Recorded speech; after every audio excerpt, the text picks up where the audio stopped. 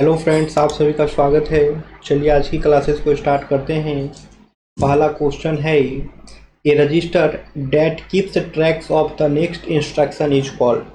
एक रजिस्टर जो कि नेक्स्ट इंस्ट्रक्शन को ट्रैक करता हो उसे क्या कहते हैं? तो उसे जो है पीसी कहते हैं, यानी कि प्रोग्राम काउंटर कहते हैं। ठीक है, a register that keeps tracks of the next instruction is called program counter. आगे आते हैं, which of the following is a type of ROM. इनमें से कौन सा जो है वह रोम का टाइप होगा, यानी रीड ओनली मेमोरी का टाइप होगा। यह हो जाएगा ईपी रोम। ईपी रोम जो है वह रोम का टाइप होगा। ईपी रोम जो है वह रोम का टाइप होगा। The ALU is a part of. ALU जो है वो किसका पार्ट होता है?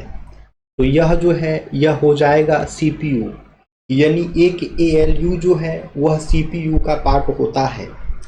अर्थमेटिक लॉजिक यूनिट जो है दोस्तों वह जो है सीपीयू का पार्ट होता है। ठीक है, जो कि अर्थमेटिक और लॉजिक ऑपरेशंस को परफॉर्म करने का काम करता है। एएलयू जो है एक फंडामेंटल कंपोनेंट होता है सीपीयू का एक कंप्यूटर सिस्टम में, जो कि अर्थमेटिक और लॉजिकल ऑपरेशंस को जो है परफॉर्म करता है। Which of the following is used in implementing function call? Function call को इम्प्लीमेंट करने के लिए जो है किसका यूज करते हैं? फंक्शन कॉल को इम्प्लीमेंट करने के लिए जो है किसका यूज करते हैं? तो यह हो जाएगा स्टैक। यह हो जाएगा स्टैक, यानी कि फंक्शन कॉल को इम्प्लीमेंट करने के लिए जो है स्टैक का यूज करते हैं। फंक्शन कॉल को इम्प्लीमेंट करने के लिए जो है स्टैक का यूज करते हैं। Which sorting algorithm has best time complexity. वह कौन सा सॉर्टिंग एल्गोरिदम है जिसका जो है टाइम कॉम्प्लेक्सिटी सबसे बेस्ट होता है? तो यह हो जाएगा मर्ज सॉर्ट। यह हो जाएगा मर्ज सॉर्ट। मर्ज सॉर्ट जो है एक सॉर्टिंग एल्गोरिदम है जिसका टाइम कॉम्प्लेक्सिटी जो है सबसे बेस्ट होता है। विच of the following data structure allows insertion and deletion from both and. वो कौन सा डेटा स्ट्रक्चर है जो कि इंसर्शन और डिलीशन जो है बोथ एंड से प्रोवाइड करता है? तो यह हो जाएगा डीक्यू। डीक्यू जो है एक डेटा स्ट्रक्चर है जो कि इंसर्शन और डिलीशन बोथ एंड से प्रोवाइड करता है। डीक्यू जो है एक डेटा स्ट्रक्चर है जो कि इंसर्शन और डिलीशन बोथ एंड से प्रोवाइड करता है। Which OS layer interacts directly with the hardware. Operating system का वह कौन सा लेयर है जो कि डायरेक्टली हार्डवेयर से इंटरेक्ट करता है? ऑपरेटिंग सिस्टम का वह कौन सा लेयर है जो कि डायरेक्टली हार्डवेयर से इंटरेक्ट करता है? यह हो जाएगा कर्नल। कर्नल जो है ऑपरेटिंग सिस्टम का एक लेयर है जो कि डायरेक्टली हार्डवेयर से इंटरेक्ट करता है। कर्नल जो है ऑपरेटिंग सिस्टम का एक लेयर है जो कि डायरेक्टली हार्डवेयर से इंटरेक्ट करता है। The operating system layer that interacts directly with the hardware is the kernel. It acts as the bridge between the hardware and the rest of the operating system, managing essential task like memory, disk storage and low level networking. ठीक है, तो colonel जो है वह directly interact करता है hardware से, और यह जो है एक ब्रिज का काम करता है हार्डवेयर और rest of the operating system के बीच में, और मैनेज करता है एसेंशियल टास्क को, जैसे मेमोरी हो गया, डिस्क स्टोरेज हो गया और लो लेवल नेटवर्किंग हो गया। What is the role of the scheduler in an operating system. एक ऑपरेटिंग सिस्टम में जो है शेड्यूलर का क्या रोल होता है?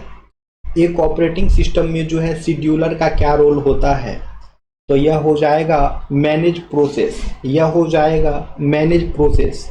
एक ऑपरेटिंग सिस्टम में जो है शेड्यूलर का रोल यही होगा कि वो प्रोसेस को मैनेज करेगा।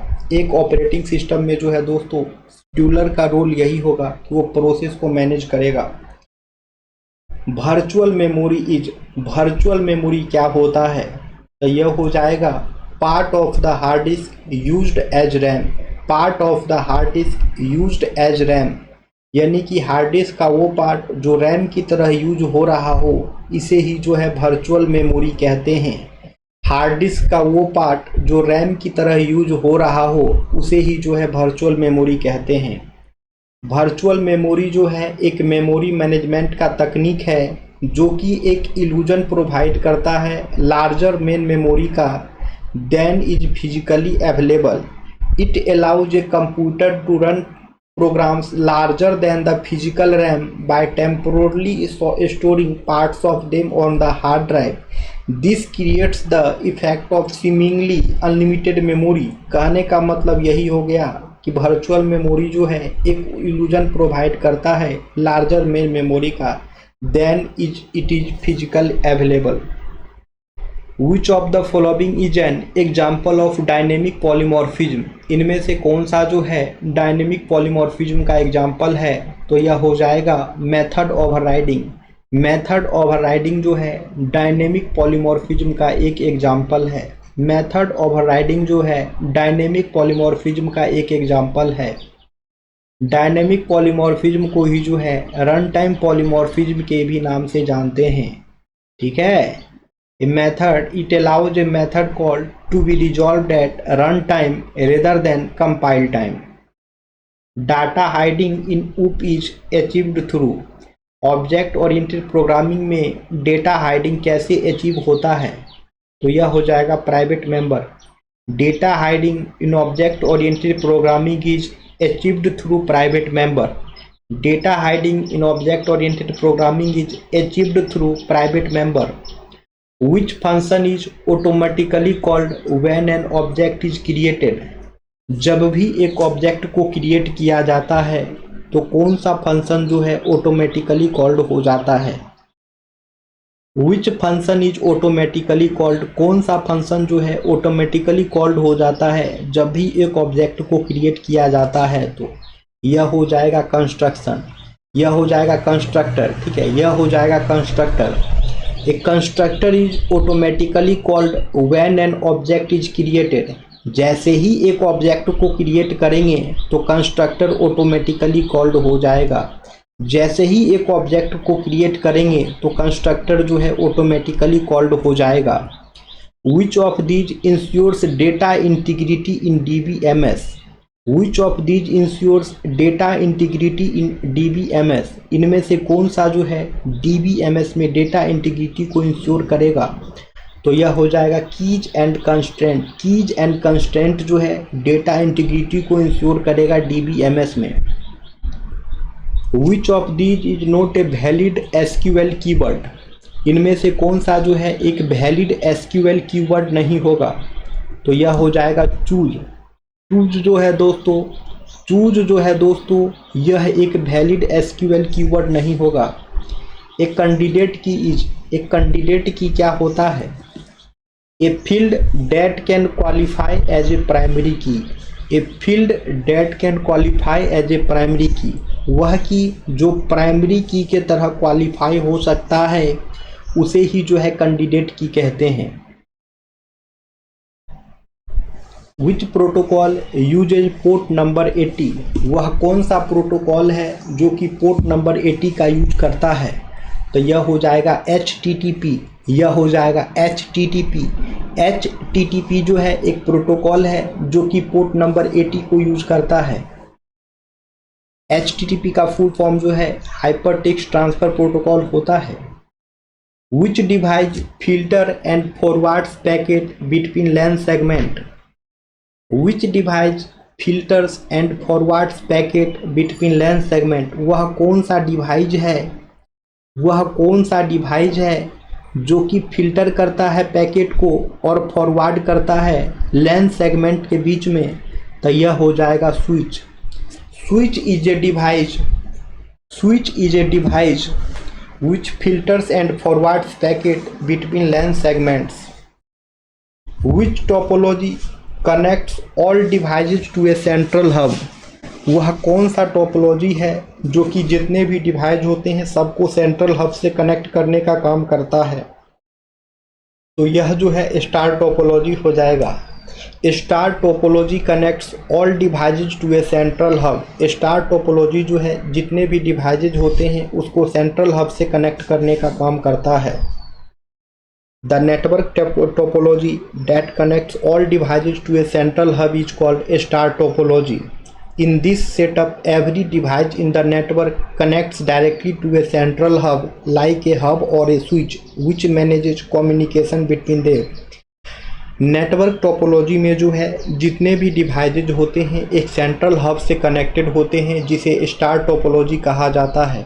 और इस सेटअप में जो है जितने भी डिवाइस होते हैं वो नेटवर्क से जो है कनेक्ट होते हैं डायरेक्टली एक सेंट्रल हब से, एक सेंट्रल डिवाइस से, जिसे कि हब या स्विच कहा जाता है, जो कि कम्युनिकेशन को मैनेज करते हैं। Which memory is fastest among the following, दिए गए ऑप्शंस में कौन सा मेमोरी जो है वो सबसे फास्टेस्ट है, तो यह हो जाएगा cash.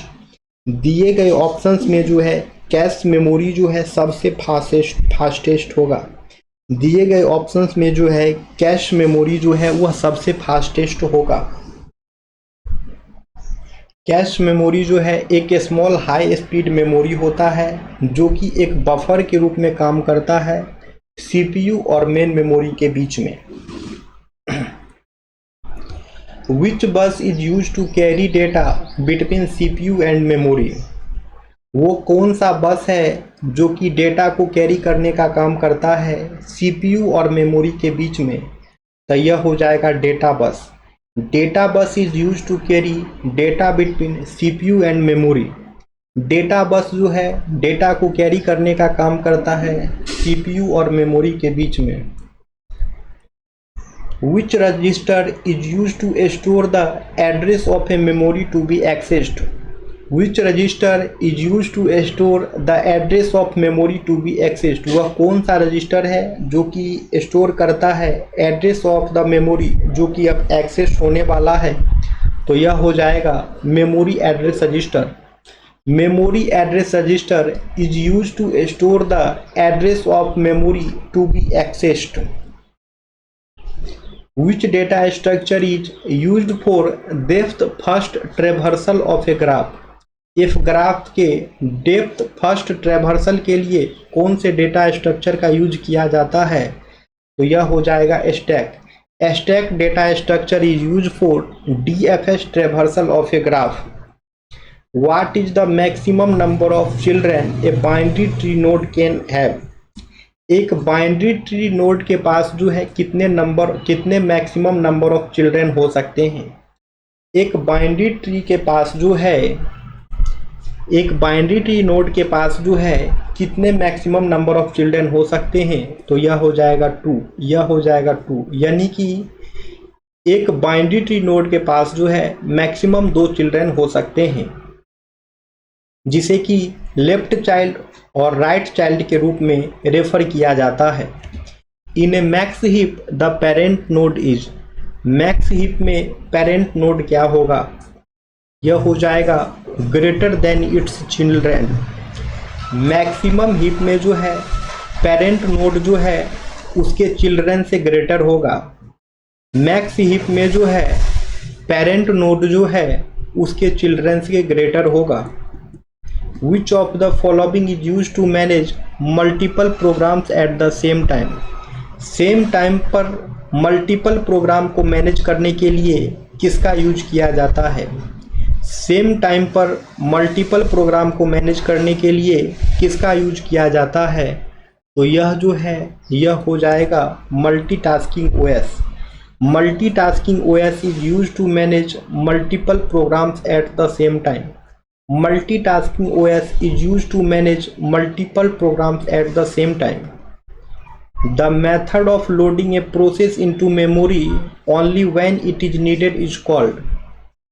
Method of loading a process into memory only when it is needed is called. तो इसका आंसर जो है कमेंट सेक्शन में आप लोग कमेंट्स करिएगा। अब हम मिलते हैं कल की क्लासेस में दोस्तों, ठीक है। इसका आंसर जो है कमेंट सेक्शन में कमेंट्स करना है और सभी लोग जो है वीडियो को लाइक भी करें दोस्तों, ठीक है। सभी लोग जो है वीडियो को लाइक भी करें दोस्तों।